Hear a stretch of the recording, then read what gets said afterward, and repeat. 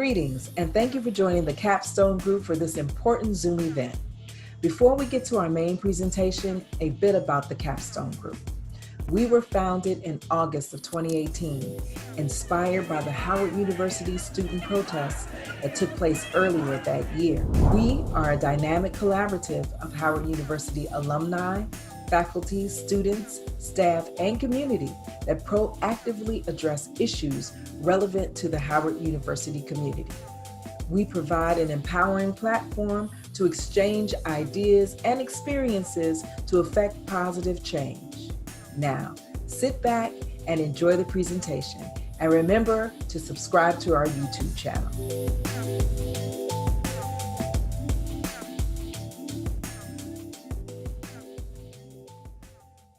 We have an exciting lineup of Bison throughout the diaspora, really. And we'll get started with our featured guests, Debbie Williams, Carsie Hall III, Troy White, and Tony Black. So starting with my girl, Debbie Williams, who lives and works in Kuwait City, Kuwait. She's a school communications alum who has traveled widely since 2004. She's an educator, former radio producer, writer, and traveler. And after many years of living abroad in Africa, she currently lives in Kuwait. Carsie Hall III works and lives in Okinawa, Japan. 17 years, he was an associate professor of mechanical engineering at the University of New Orleans. Currently, he teaches finance literacy and the fundamentals of investing to military families living in Okinawa, Japan. And my man, Troy White, who lives and works in Nairobi, Kenya. He has been a marketing specialist for over 30 years. And in 2015, Troy moved to Nairobi, Kenya, where he became Senior Creative Executive Director for EXP, Africa's largest experiential agency. And last but not least, Tony Black, the globetrotter herself, who lives and works in the U.S. and Senegal. She's a pioneering artist in hip-hop education, theater, and diplomacy. Tony is the U.S. State Department's first cultural ambassador for hip-hop and has traveled to 48 different countries. And now, let's get into this Howard homecoming conversation with our Bison abroad. So Debbie, yes. I'm going to pick on you first. My brother. We started this off by talking about how Howard, how one thing about what Howard gave to us. What did Howard give to you to prepare you for life abroad? It gave me, basically, I started off earlier by saying it gave me wings. But when you were in Locke Hall, when you were in Douglas Hall, when you go to the Founders Library, when you walk around the campus, you have this sense of pride and you have this sense of walking in the tradition. So basically, if you can dream it, you just go out and you do it. And I'm so happy that Ada Bobineau is on the call because we were all at Howard together. I was also at Howard with Tony and also at Howard with Troy. And one of the things that I can say is we were all dreaming and thinking about what we wanted to do. And for me, it was very clear. I wanted to see the world. And that's what Howard did for me. Howard made me see myself as a global citizen, as a Black woman, as a race woman, but most importantly, as a global citizen and a person who had a right to go and stake her claim anywhere I chose to enter. So that's what Howard did for me. And I'll tell you, just on a personal note, Debbie, there was no better feeling than, and this has been a decade now, when I went to Nigeria for the African Film Awards, and I just picked up the phone and said, Debbie, I'm coming to Africa for the first time and connecting with another Howard alum. So tell me about the cultural differences, from Nigeria and to now Kuwait, and what that journey has been like for you. Wow. Okay. So in a nutshell, coming from Nigeria, where I felt nurtured, affirmed, I felt immediate connection, to coming here to Kuwait, where it was like a 180-degree turn, I've had to really dig deep into myself and think about, my locus of control and, why I went from one environment that was totally nurturing and affirming to another environment that kind of stretched me. And honestly, I've grown here. I've been here for 3 years and I'm leaving in June, inshallah. And this place has really stretched me. And I think it does for travelers what it needs to do. You need to grow and be uncomfortable in some of the spaces that you enter and know that it's not always about you and your comfort zone. And I think that's like the main thing I want to just kind of get across to people. Oftentimes, we go somewhere and we want things that are familiar, to us. And I've been in spaces where it wasn't familiar, the language wasn't familiar, the ways of being wasn't familiar, and I've had to be quiet. I had to be the most quiet person in the room in order to grow and to learn. It wasn't about what I knew and what I was bringing to the table. Oftentimes it was what I could take away. What was my takeaway from being in a particular space? So really and truly, I have to say that I showed up in Cameroon, for example. Hello, Kawala, who's also a Howard alum. I showed up in Cameroon and I knew nothing. I had bad French, 2 suitcases, and I ended up staying there for 5 years because, number one, I was nurtured. I felt comfortable. And then there were also areas where I felt uncomfortable. But I think when you're first starting out in this travel thing, it's good to feel comfortable, good to feel a little safe, and then you have to push yourself and you have to grow. And I think Baldwin actually talks a lot about that in another country. It's like where, you have to go, you have to push yourself, and you have to be an observer. We don't know it all. Oh man, and that's a perfect point to end this. Put a pin in that for right now, and we'll move on to Carsie. So Carsie, yes, sir. You are the only panelist that I don't know personally. So I'm looking forward to learning about your journey and what life is like in Okinawa, Japan. I have a good friend of mine who's a filmmaker. He's not a Howard alum, but he also lives in Japan. So tell me a little bit about your journey and how it prepared you. Yes, Howard prepared me because we having exposure to so many international students, mainly from the Caribbean and Africa. I did encounter some in graduate school, some students from Japan, but I've been in Japan for 5 years. And first, let me greet you in a traditional Japanese greeting by saying "konbanwa." This means good evening. If I were there in the States, on the East Coast, I'd say Ohayo gozaimasu. That's a traditional greeting for the morning. I've been in Japan for 5 years. Came here end of September 2016. And what I would say about the Japanese people, there's a difference in the culture. For example, when I landed at the airport in Okinawa, first thing that's immediately noticeable is everybody's wearing masks. This is 2016. So as part of their culture, if anybody is sick in any kind of way, they just put on a mask. It's just no big deal. So that was, when the COVID-19 came around and there was a lot of controversy about people not wanting to wear masks. It's just part of Japanese culture. The people here are so friendly. Even the police are friendly. I've been stopped for making an illegal turn, and they were almost apologetic, not wanting to write me a ticket, but I still got the ticket. But anyway, I still got the ticket. But in terms of safety, Japan is very safe. I haven't heard a gunshot in 5 years. I came to Okinawa from New Orleans, where I lived for 18 years, and I taught at the University of New Orleans for 17 years. Little kids as young as 4, 5 years old just walk around day and night, going to the store, going to a friend's house. And it's normal. It's just a normal part of the culture. You can leave your doors unlocked here. Just a very safe place to be. We do have natural disasters. We have typhoons. We have earthquakes, more so earthquakes. So that's something to deal with, but it's manageable. We had a really bad typhoon, super typhoon in 2018, September 29th, 2018, the worst I've experienced in the last 5 years that I've been here.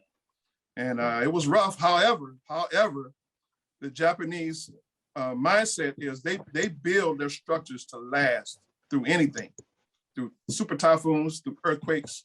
Everything's concrete. Everything in Japan is built with concrete, and they're prepared for earthquakes. They're prepared for super typhoons, you name it. And during that super typhoon, I never lost power. I had water, I had internet, I had everything. Now there were some areas of Okinawa that lost power and it got flooded, but not the area that I live. So I'd say Japan as a whole is very resilient in terms of how they build things, and even when they cut grass, there's another person standing with a screen to block the grass from getting into the street. I mean, it's just a mindset, different mindset, and the things they care about. When they build a structure, the scaffolding, they build screens up as high as the building is going to go. So it's a very different mindset. As an American, yeah, go ahead. Yeah, I was just gonna hop in real quick. My friend Daryl came back here to the U.S. and he experienced kind of like a reverse culture shock because you know, some of the things like internet service and everything, we're so focused. Well, when I say we're, these U.S. companies are so focused on profit that even though they have the ability to provide superior internet service, you know, they want to figure out how to capitalize on that. Of course. And in Japan, I mean, it's just like the internet service is seamless, and it's high, and it's been high speed for close to a decade now. Japan is, you know, I've seen a lot of things in Japan that I've never seen in the States. The internet service is very reliable, definitely. I've seen vending machines with hot drinks and cold drinks in the same machine. I've never seen that in the States. So you can get hot coffee and cold Coca-Cola from the same vending machine. I mean, that's different. I've seen so many different models of cars here that I've never seen. It's unbelievable, unbelievable. So it's you know, the Japanese are their temperament. They're not confrontational, but they're very focused. They like to be places. They like to get places on time, and they take that very seriously. Getting places on time, getting there early, and getting their work done, getting things done, no matter what it may be. But yeah, it's a different mindset here in terms of health. They don't view financing the way we do in terms of investing. They don't view that. They have a retirement system where they get a lump sum from the government when they retire. So it's you know, it's a different focus here in terms of health and finances. Is healthcare provided? Yes. When they retire. Now, the Japanese healthcare system is awesome. Much cheaper than the States. Let me give you an example. My ex-wife had her gallbladder removed, and it cost $40,000, 40 grand to have a gallbladder removed. And I have a coworker here in Japan. We worked in the same office. He had his gallbladder removed for $800. $800 versus 40 grand in the States. So yeah, they have a national healthcare system, and they pay for it. Each person pays for it out of their paycheck. It's part of their taxes, and so that all of the healthcare is covered. They have very, very good hospitals. In fact, my last job here, I'm in a new job right now, but my last job, I worked at the U.S. Naval Hospital in Okinawa, and right across the street, directly across the street, they're building a Japanese hospital, a teaching hospital. And so the government of Japan funds a lot of projects, even on the military base. Right?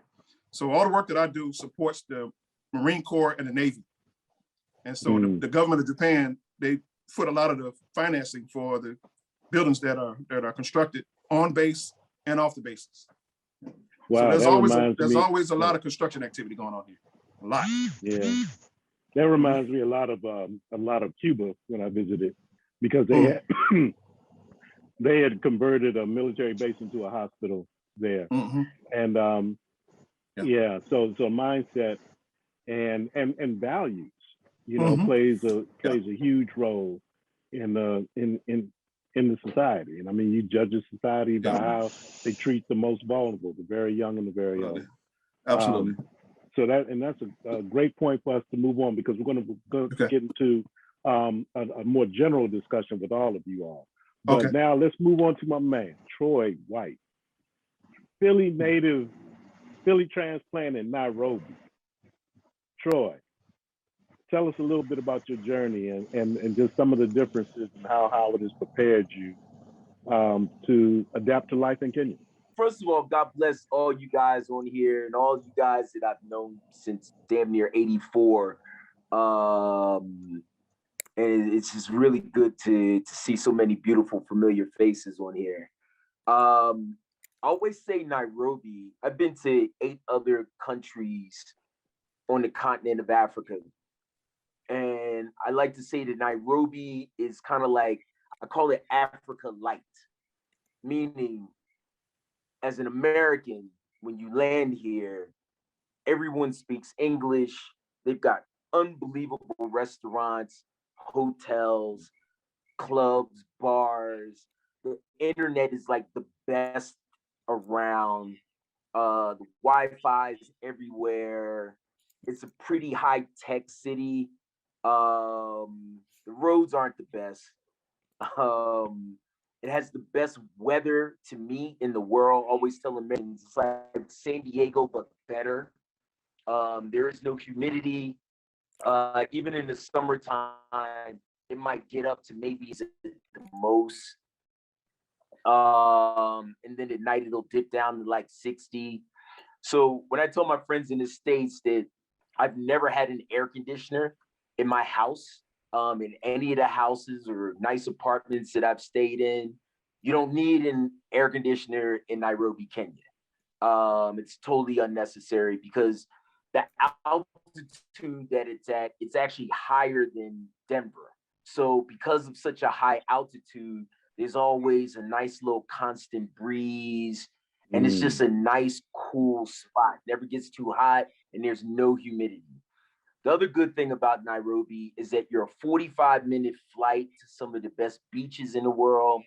And then you're a 45-minute flight to the best safaris in the world. So you get you can just do just about anything that you want to do in this city. The people, I've worked with people around the continent. I will take Kenyans over anybody. There's just really cool, humble, hardworking, intelligent people. I love it when I'm in the States and I'm talking to white folks and I'm like, the first mobile money was invented in Nairobi, Kenya. And it's called M-Pesa. And it's through a company called Safaricom. It's kind of like their Verizon. And they've had mobile money for about like 15, 16 years now. So before Apple Pay or Chase Pay, Kenya's been rocking mobile money for like 16 years. And it's kind of cool because I never carry cash. Everything, you pay for everything. Even if we're sitting at a bar and we make a bet on a football game, I would pay you with M-Pesa. And then we would pay for our drinks with M-Pesa. You pay your workers with M-Pesa. You do everything with M-Pesa. I don't even want to touch cash anymore. I haven't touched cash in 4 years. I've been here for 7 years. I want to hear the rest of that, man. But Troy, what we'll do, we'll come back to you. And I got to go to, my hip hop poet laureate right now. Tony, sister, you have been like everywhere. Yeah. Talk to us about how Howard prepared you for the globe-trotting career and groundbreaking career that you've had. Well, Howard, for me, as a Black girl coming from a small working class town in the Bay Area in California, I wanted to go to a Black college because in my mind, I called the confidence Howardites have, I called it white boy arrogance.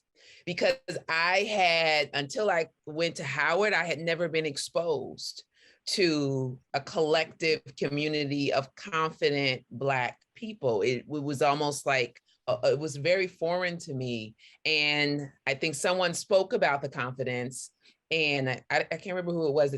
Troy talked about the confidence, and that's what Howard did. And so I was put in onto the campus. I saw all these Black folks, but then I realized the diversity and the range of Black people, the levels of education, the levels of influence. Some people were legacy children of Howard, like things that I totally was ignorant to. And then I met all of these people with different accents. And my friendship circle at Howard was very, very global. And then Howard being in DC, I had this other layer of global experience. And I knew from the age of 18, my first year at Howard, I knew that my sights were set on seeing the world. And so when I started to travel, when I started to tour, when I started to do artist exchanges globally, I would always say, yeah, I'll do it if it was in Africa. So I went all these other places, but if it was in Africa, I didn't need any details. I was on a plane. And so I just felt when I started to land in different places, also, there are many places, particularly when you say you went to Howard, things happen. You get indoors. I remember being at the Ambassador Liberia's house at a party in Johannesburg. And part of it was because I went to Howard. Hugh Masekela fell asleep on my shoulder that night. And a lot of this experience, and then I remember doing a workshop with these girls with strict parents. But the fathers, when I said I went to Howard and they found out that I was a published author, then all the daughters could come with me. And I'm like, yo, I don't know if that should be the criteria for sending your babies to be with you. But yeah, I've just had some really, really, I had training. Howard trained me. Howard prepped me. I had a lot of painful growth experiences at Howard, but I also was loved and supported and challenged and pushed so that that comfort zone thing is uncomfortable. And so talk to me a little bit about the cultural differences. So in each of those countries, the culture is different. It's different. And then the West is different from the East. The East is different from the South. The South is different from the North. And then there's the central part of Africa. So to learn the cultural differences, it's like Debbie said, even in Africa, where you will find people that look like us, you still have to be quiet a lot. You have to observe a lot. You have to pay attention a lot. You have to understand in some places, you don't do certain finger gestures. In many places, if you don't greet the elders, you will never be respected or accepted. Like when there's a tour we did in the Ivory Coast, and in every town where we went, I had to go greet the elders. Then I had to go greet the head of the head of state in that particular province. And we had to sit down and drink warm soda and have a conversation, even if it meant with a translator. And I know a lot more people would go to Senegal if the language were English. And I think one of the things that makes me sad about this country of ours here in the US is that there's not an agenda that encourages us to learn other languages. I think some of my saddest moments have been when I'm teaching and I'm working with a translator, I'm leading a group, and I can see, like I was in Kinshasa and I had bonded with these women after working for 2 weeks. And I could see how much needed and wanted to be said, but because they didn't speak English and I didn't speak French, I could not communicate. And so that's when I started to learn French, because it's imperative that we be able to communicate. But I know now I'm in Senegal, back and forth. I'm actually securing my apartment on this next trip in December. I leave November 29th. And I am coordinating life so that I can do what us Howard people do, which is we make a difference, we make an impact, we serve, and doing it in a way that makes sense for my life and my life journey. Cool, and that's a perfect segue to this next brief little section where I want to bring all of you all in here, and I'd like for you each to take a turn at answering this question. Do you love it enough to stay right where you are? What would need to change to bring you back? I want to come back to see my family and my friends. That's it. There's no reason for my ass to live in the US. I'm gonna give you guys a little thing that I went through after being in Nairobi for I think I've told this to Tony. I was here for 6 months, and I woke up one morning and I was really happy. These are the two things I felt. I felt extremely happy, and then I felt light, like really light. And I couldn't figure out why. And I was so happy I wanted to like almost cry, but I couldn't figure out what it was. Thought about the next day, felt the same 3 days later. It was 5 days in, and then I realized what it was. The lightness came from, I literally felt like my entire life I've been carrying a refrigerator on my back as a Black man in the States. And I didn't realize I was carrying that shit. And it disappeared. Just, it literally disappeared. And that's what made me feel light. And I felt happy because I felt on par with everybody else. Like, I didn't have to deal with racism anymore. I didn't have to deal with people looking at me when I walk into a store, or if I take my family to a restaurant and I have to look and see who else is coming in and if they're going to seat them before they seat my family. It's just, when I go into a meeting, I didn't have to overprove myself, you know, because I'm a Black guy and I'm sitting around a table with a bunch of white guys. Like, the power and the energy and the lightness that I felt was unbelievable. And I don't want to go back to carrying a refrigerator on my freaking back for the rest of my life.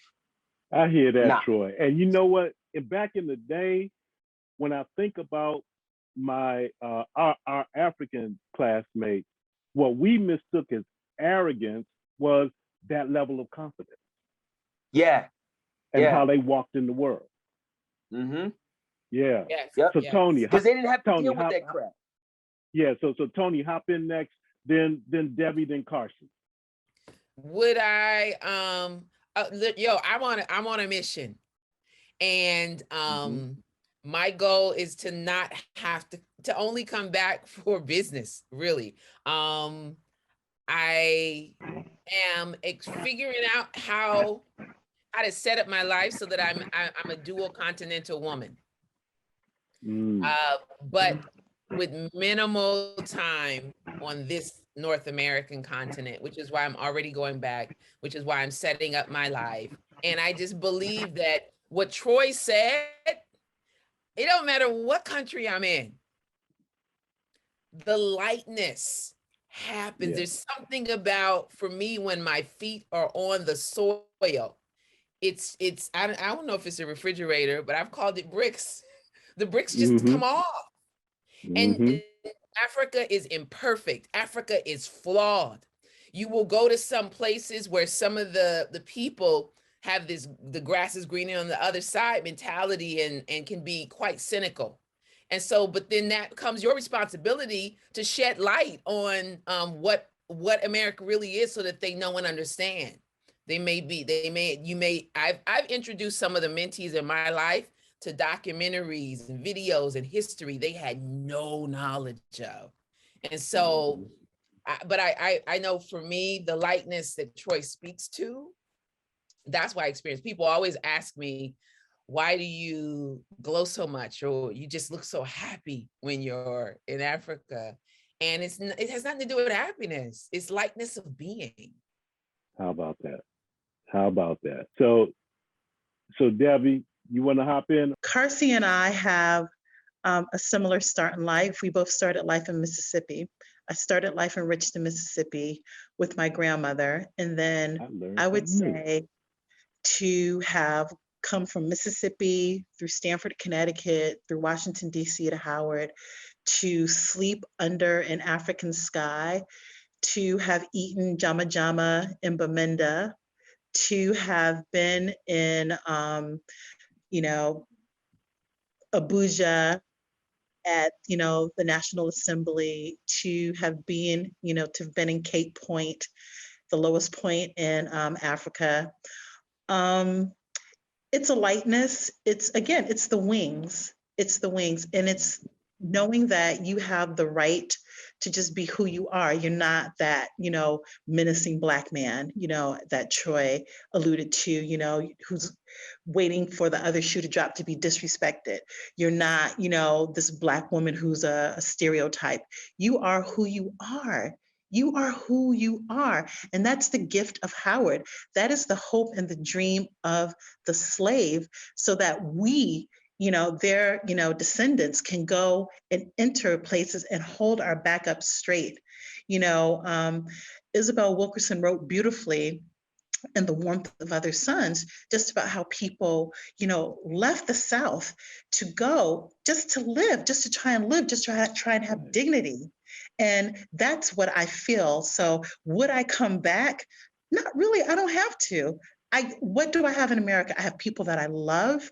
I have, places that I can go and connect with. But now with social media, I can WhatsApp people. I can Instagram you name it. We're doing it, and right. Oftentimes as I'm walking down the street, doing the most random stuff, I'll be in the Salmia Co-op and I'll be talking to somebody. And that's like the most beautiful thing. So to shortly answer that question, I don't feel the need to come back to the States. I want to come back to see people. I have a lot of older relatives, so I would come back for that. But I've been blessed. I've been fortunate to have that opportunity to travel down the different highways of my life. My favorite hashtag actually comes from the Isley Brothers songs, Highway of My Life. And we all know that the beginning of that song is so sick. And if you sit and you listen to it, it takes you to other places. So, I just kind of feel like Black people need to understand that Malcolm X and Martin Luther King, just to name a few, they died not because they were fighting for Black causes, but they were fighting for global causes. They were trying to make people see us for what we really are, global citizens. I was looking at pictures the other day, and, the sanitation strike in Memphis, those men had on placards that said, I am a man, I am a man. I am a woman. I have a right to enter and be treated a certain way. And that's what I feel over here. Now, being in Kuwait has been a very different experience for me because there's, the Muslim layer to it. There's the, Arabic layer to it. And like I said earlier, I don't find that something that, speaks directly to who I am, but I've been fortunate enough to come over here and experience it for myself. I've been, privy to Kuwaiti hospitality. I've been in rooms where people have been very kind to me because my skin is Black. And what a lot of people don't know is that the original people here in this region are Black. But that's another conversation for another day. Right. So Carsie, especially you, Carsie, because like I said, man, you're the only brother that on this panel that I don't know personally. So I definitely want to stay connected with you. I've been in Okinawa 5 years. One of the main reasons, honestly, that made me want to work abroad is because we still have to file federal income taxes and state income taxes in some states. We have what's called a federal income tax exclusion, and so that's a large portion of my income that's excluded, that has to be reported, that I have to pay taxes on. I mean, that's a huge plus for me. The culture here, the Japanese, the local Japanese here, their pay scale is lower than the States. And sometimes there's a little bit of jealousy that can happen in the office, but for the most part, we all get along pretty well on the job. There's 50,000 Americans here on Okinawa. Total population is a little over 1 million people here on Okinawa. I primarily interact on the military bases. Sometimes off base, like going to the beach, going to local restaurants. That's another thing. The local restaurants, you don't tip. There's no tipping. That's just part of the Japanese culture.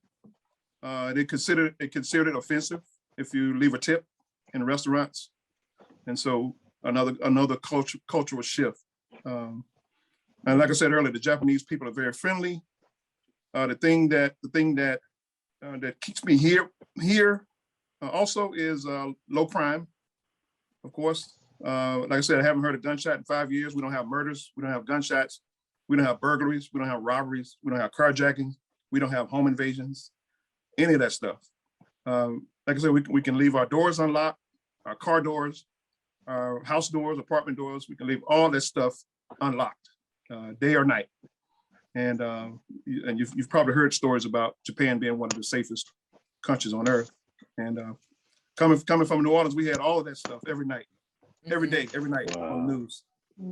So it's just a relief, being here and not having to deal with that, all that stuff. Now I will say there's a small pocket of Okinawans that don't want the military here in Okinawa, but they're not trying to kill us. They'll protest silently, but they're not trying to kill us. I mean, you don't have to look over your back going to the ATM. You have to do any of that stuff. So coming back, would be definitely to visit family and friends. But to live back in the States, that's not something I plan to do in the near term. My contract is usually year to year. It's a multi-year contract. It's a base year, and then there are option years after that. And so that's kind of how I've been living the last 3 years. I just started my third job here on Okinawa, and so it's going to go another 2 years, and then after that, the contract is going to be up for rebid again. And so I'd like to stay here as long as the contract keeps going. And so visit the States, of course, on the holidays and things like that. But let me also mention that after Hurricane Katrina, I had a chance to travel to Equatorial Guinea in kind of West Central Africa. It's near Cameroon and Gabon.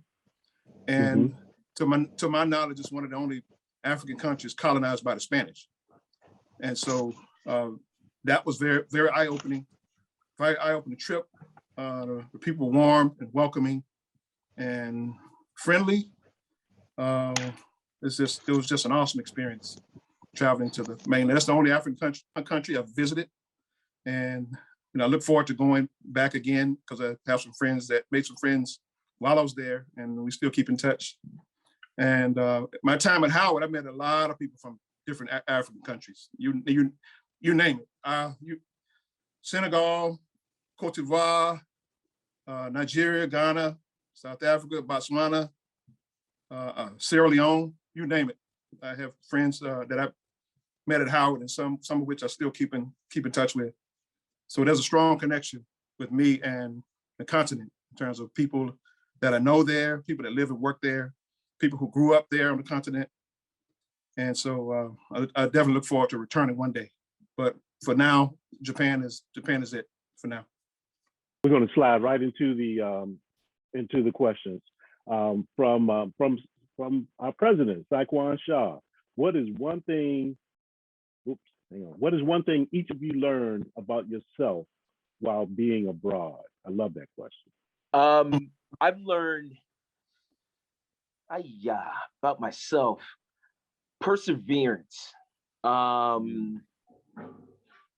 Everything that you try may not work, but you have to persevere and keep it moving. I've literally, that has been my theme, I'd probably say my entire 7 years here. I call it the white girl in the woods in the horror movie syndrome. When you fall, when they fall in a horror movie, they always fall and then they scream. and then the monster catches up to him and kills him, and you're like, get up, and they just lay there and scream. That's, to me, that's life, and I've literally learned that since I've been here. Like, when you fall, you're allowed to cry, get upset for about 5-10 minutes, get your ass up and keep on running before the monster catches your ass. Right. But Troy, that's after they kill the black people off first. Yes. Very true. But at least when we fall, we get up. You know what I mean? Right. I've truly learned that here because I've tried a lot of things, and because you can hear, and some things haven't worked, but some things have worked, and there's still like 1,000 more things I got to do and I have to try here before, God, says it's my turn to come sing. And it's literally given me youth. That feeling, like every morning I wake up and I'm like, yo, this is a different day. It's a new day, and something new can happen. A new opportunity can pop up. I just got finished. I'm literally, in a little bit, I have to leave because there's a restaurant that I've been consulting for here, and it just won last week. It won best luxury seafood restaurant in the world. Wow. We were going up against restaurants in LA, New York, Miami, Dubai, London, Italy, Paris, Japan. And we won. And we've only been around for a year and a half. And I've done all their marketing and all their events. But that's something that just like fell into my lap, and I was like, oh, this is hot. Let me do this. And that's one of the things I love about being here, is that it keeps you young, it keeps you exuberant and full of energy, because every day something new can happen that won't happen in the States, because in the States, everybody's done everything. In Europe, everybody's done everything. There's nothing new that you can really come up with. But I use the same tactics that I learned in the 90s here in marketing and in the 2000s, and the shit works. I want to get Tony, Debbie, and Carsie. Oh, no problem. And to answer that same question. And then I have another question here in the chat from Yolanda that I want to get to. The thing that I've learned that was kind of surprising was I've weaned myself off of watching TV so much. I hardly ever watch TV. The only thing I watch when I do watch TV is Netflix, and I watch a movie every now and then. But other than that, I have very little desire to even watch TV. I mean, that's probably the most surprising thing since I've been living here. Yeah. And I used to be a TV junkie. I mean, you name all the news channels, all the media outlets. I used to be a junkie, especially during politics season and stuff like that. But I've just lost the desire to watch a lot of TV. What surprised you, Tony? Surprised about me? yourself? Well, I learned patience. I learned patience. You learn patience when other languages are being spoken. You learn patience when there are cultural distinctions that you have to be present to and aware of. You learn patience because now you need to express yourself. And even when people speak English, it's still a different set of life experiences. And so patience has been really important, and it's changed my life because now I'm more patient here. I'm more patient with myself. I'm more patient with my work and my projects. If the power goes out for 30 minutes or an hour, you're not going to die, right? And also patience is sitting down to eat. There are many cultures, places around the world, people don't play with mealtime. Yeah, we're here eating, walking down the street, gotta eat with the TV, you gotta do this, not making time to sit together. Oh, that kind of patience, that it's just the most beautiful thing to me. The ways in which I've grown. It's almost like returning to being human, right? Being human again. Wow.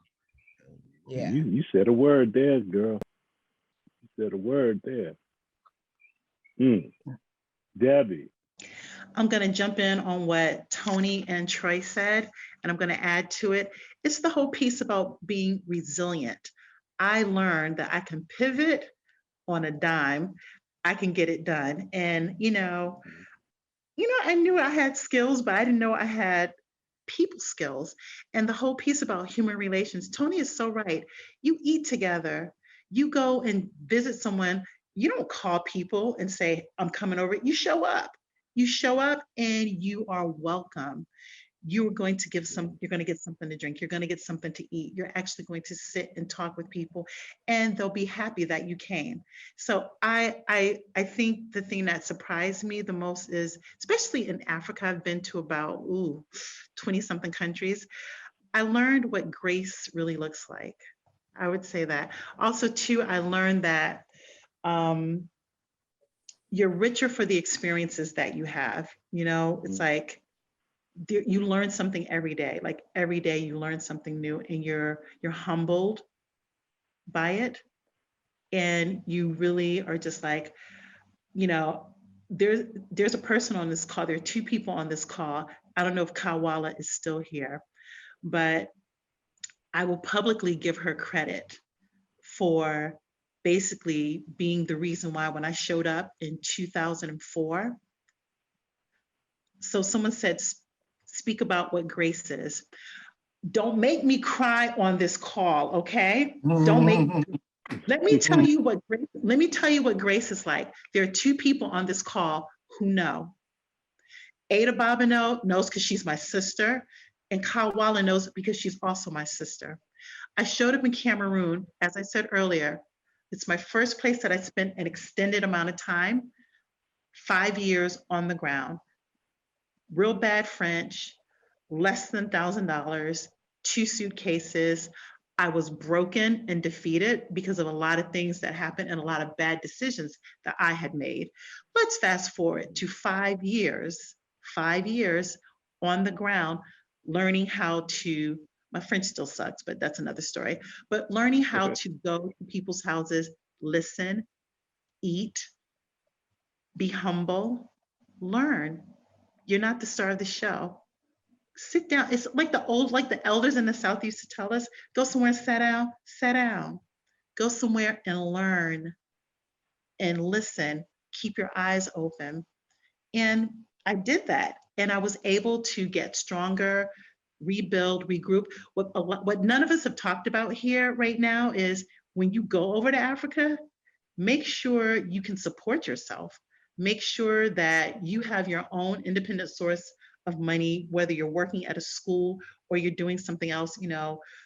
Troy went over with, tons of experience in marketing and so on, because you will have to pivot and you will have to be able to provide for yourself. And if you can't do that, then it's a wrap. That's another conversation for another day. But you have to go over and you have to be financially stable, because your visa may run out and you might have to go make a visa run, come back, or your employer might be, the one responsible for making sure that everything is right. Yolanda made a point about, what the US embassies and consulates on the ground can do for you. They can support you. They have American Citizen Services and stuff like that. But the bottom line is, when you go over as, either an independent contractor, teacher, marketing professional, artist, or somebody is sponsoring you. So let's not, forget about that piece of how do you get to exist in these places? You need a visa. If you come over on a tourist visa, you get it for maybe 3 months. What happens after that? Who is sponsoring you? That's very important, because if you end up in a country illegally, then you've got a problem. Okay, and then nobody can help you. So you have to make sure that you're paying your tax. Carsie mentioned earlier, are you making enough money to pay some taxes from that money, or are you okay? Are you under, the limit where you don't have to, pay, you have to file, but you may not end up paying taxes? These are like things that you really have to consider. You have to sit down and go, okay, what am I really doing here?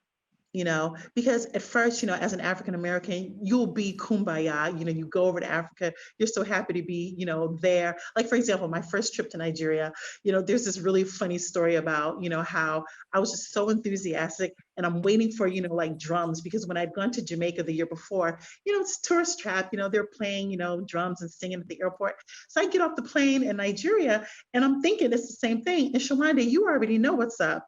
Mhm. Nigeria is not a game at all, Right. at all.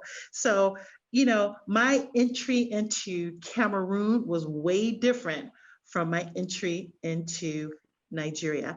And I'll wrap up by saying the thing that sustained me in Cameroon, apart from my friend Kawala and her brother, was grace, humility, resilience, being able to pivot and go, okay, read the situation. I think Tony said it earlier.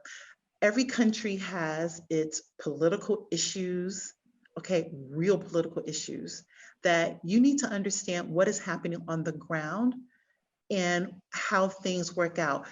You could be sitting in a room where the power goes off, but you could be sitting in a room with some of the most intelligent people, well-read, well-traveled, well-exposed people, and you're like the dummy in the room. Sit there and listen and understand what is going on, and then make a plan from there. So I hope I didn't ramble. I hope I made some sense, but I basically learned to be very, very, very resilient and humble. Yeah. Well, and that was just a perfect segue into Yolanda's question, because she wanted us to speak to the two major challenges potential expatriates need to consider before thinking of living or working abroad. So Tony, Troy, and Carsie, doesn't have to be in that order, but Tony's mic is already hot. I think for me, it's understanding that there is something, being clear that challenges will exist and that we have to be prepared for those challenges. Like there is, in some places, there's an American tax, right?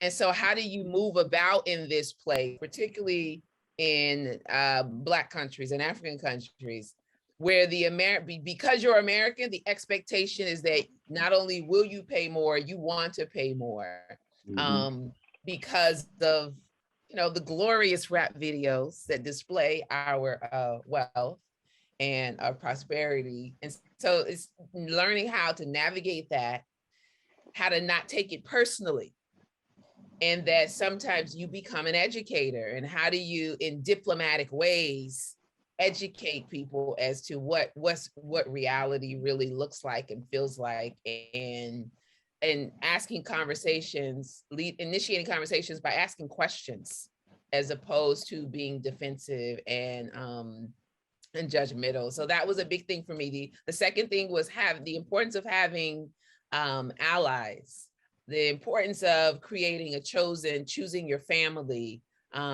building your family circle, because you're going to need people in ways that you never imagined. And it's really important to make sure that those relationships are genuine and they're authentic, that you're not just going to people because you need something from them, so that there's an exchange. And I found that has changed my journey so much, because I have relationships in many countries with people who consider me a friend, people consider me family. Of course, if you're in African culture, sometimes that gets a little extra and they treat you really like family. Which is why I don't stay with many people anymore, because as family, you need to get up in the morning and drink this coffee and tea with us and have breakfast, even though you came in at 3. So, yeah. Okay, and Troy? I call Nairobi, Kenya, Africa light. And the reason why I say that is because as an expat, you come and you kind of want things to kind of be like in the States. You don't want everything to be like that, but you want your electricity to work. You want to go to nice restaurants and clubs and bars and hotels and great shopping areas and things of that nature. And Nairobi has all of that. Like the electricity's on 98% of the time. You've got the greatest freaking Wi-Fi service in the world. Just everything works here. So, but then on your way to work in the morning, the Maasai will be crossing the highway with the cattle, and you're like, you know, so it still has like, you know, the traditional things still going on. Nairobi's also very green. So it's not like Lagos where it's all cement. You know, the inner city still has tons of trees and it's just greenery everywhere. So it's an easy landing for an expat to come in. And I have yet to meet anyone.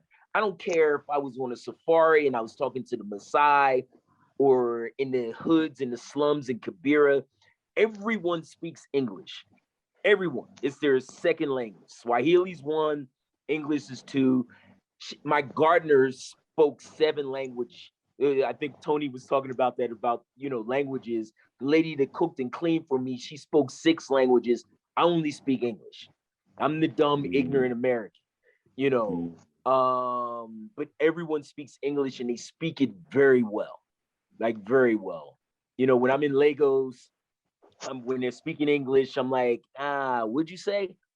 You know, but Nairobi, you can hear it extremely well. So it just makes communication and it makes the ability to work and navigate like very, very, very easy. All right. Okay, Ada, you up. Lower your hand. Okay, so I wasn't gonna turn my camera on because I'm still in my pajamas. So That's okay. it's all good.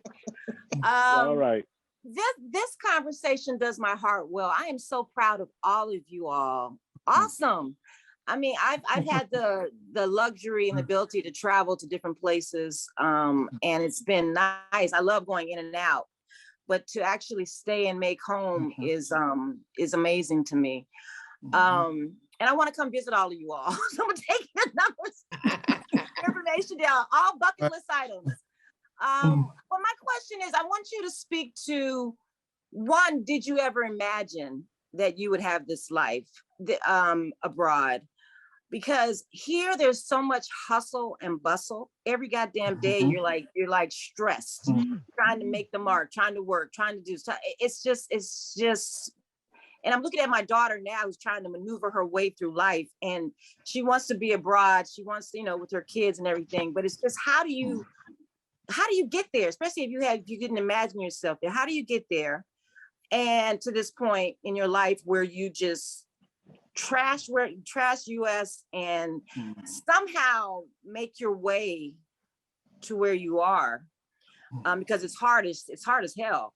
And then I was talking to Clarice on the other end, chatting, and she was just saying, "Oh, like, what are you doing in your spare time?" She's like, "Oh, look at stock and da da da da." We don't have that freaking luxury. I don't have the brain space because it's such like trying to worry about the next day, balancing this, balancing that. So that's one thing I want you to speak to. But the other is the economic differential on how you're making a living and able to make ends meet, living abroad, still having connections here. So can you speak to both of those things? Having imagined yourself to where you are coming from Howard, and two, the economics of where you are and how you balance and juggle that. Thank you. And one quick plug for my girl, because she's my girl. Ada is the founder of the San Antonio Black International Film Festival, which is international. So all of you all should be able to tune in October. There we go. I want to jump in real quick, because I think if people don't know, Ada and I are basically sisters. So there's that. We love, we fight. This is my girl right here. Just do it. Honestly, you know, I left for Africa from 115 V Street. Those of us who know. Okay. Oh, yeah. So if you know 115 V Street, you know 115 V Street. So basically, I think I can talk from a single person's point of view. When you have nothing to lose and everything to gain, you just do it. I think having a family, you definitely have to have things lined up financially. You know, what can you do to make money? For me, I'm a radio producer, I'm a journalist by trade, but I became a teacher so that I could support myself and travel overseas. So to be honest, so what can you do? What can you monetize? Because you are going to need money, and lots of it, okay? You're going to need the ability to be able, if anything goes down, get on a plane and come home. Now, you know, there's this thing where I would never trash the United States. I would say this. Josephine Baker, I think, said it best. She said, j'ai deux amours. I have two loves. I have two loves. I love my life over here traveling, getting to see the world, but I also love home. I love traveling more though, okay? So I would say if you're ready to go, if you're young, you have no dependents, you don't have any financial responsibilities, go. Don't overthink it. Just do it. Just do it. If you have family, that's another story. I imagine myself where I am. I've been imagining this since I was a little girl. I remember a few years ago, Rory Barrett, another Howard alum, interviewed me for his Protege podcast. And, you know, Rory's like this business consultant. He was trying to get me to share what my strategy had been for the things that I had done. And then in the end, he's like, oh, your strategy is faith. I was like, yeah, that's why people think I'm crazy. So, and I move on faith. I move on faith, and my faith was developed at Howard University. I watched so many people conceive ideas and then blow them up. I watched so many people conceive businesses and then blow them up. I knew so many classmates who shared their dreams on the yard by the flagpole, and now when you look at them, they've manifested it tenfold. And so I live on faith. Now, I would not recommend this to other people. I'm an artist. There's certain things that I have a tolerance for, some other folks don't. I started my work touring as an artist and getting arts grants and getting support. And then at one point, I even had patrons who believed in my work and my energy so much. I've had fellowships. And now I'm at a stage where the reason why I didn't move completely yet is because I'm figuring out the making a living part at a point in my career where I'm now starting to get gigs on this side and figuring out how I can make that work. You know, I did a spoken word coach gig for a Disney film. Will they forget about me if I'm in Africa? And so that's something. Having brother friends like Troy White has been helpful for me. Just being able to source people for guidance and advice as I strategize that. There are also other HBCU grads, y'all, out there in the world. And once we leave the borders, it's all fam, even Hampton. And so folks will look out for you. Like I know a Hampton grad, I know a North Carolina A&T grad, I know Morehouse grad. They're all in Senegal right now. And so I sat with the North Carolina A&T grad and her husband to talk about, they did a whole session for me over dinner on how to buy land. And so there are those things. And the UDC grad is very successful in professional sports. He's helping me with how to set up the project I want to do and actually considering and investing in it. And so relationships for me, that has been the key. And it could be my personality. I'm an extrovert, an introvert, but I move about the world nurturing and cultivating relationships. And so there are things that I've been able to do just by virtue of loving myself and other people feeling that energy and that vibration. And then they want to help support and guide. We're out here, and I'm telling y'all, there's so much support available to us when we perceive it, when our frame of reference is knowing that the world is not a terrible, horrible place all the time. Can I just jump in right quick? For me, absolutely. You got the last word on this one. For me, after teaching at the University of New Orleans for 17 years, it was just time to go. It was just time to go do something else. And I searched the internet. I talked to different people, reached out to some of my contacts, and Japan was it. I mean, I prayed about it, thought about it, talked to different people, and Japan was it. I've always had a side hustle. Even though I had full-time jobs at the university, but I always had a side hustle. Even here in Japan, I have a side hustle. There's a project management company that I do consulting with. And so it's just ingrained in me to have a side hustle, always having multiple streams of income. It's just embedded, it's ingrained in me. So no matter where I am, no matter where my feet are planted, I'm always going to have a side hustle. So that's something, because I realized that one day I'm not going to be able to get up and go to work at 9 to 5. And so I'm going to build as many passive income streams as I can. So that's kind of my mindset, and that's what I teach to military families here on Okinawa. And so that's my goal, and that's what I've been doing the last 5 years since I landed here, is teaching. Yeah, so that's it.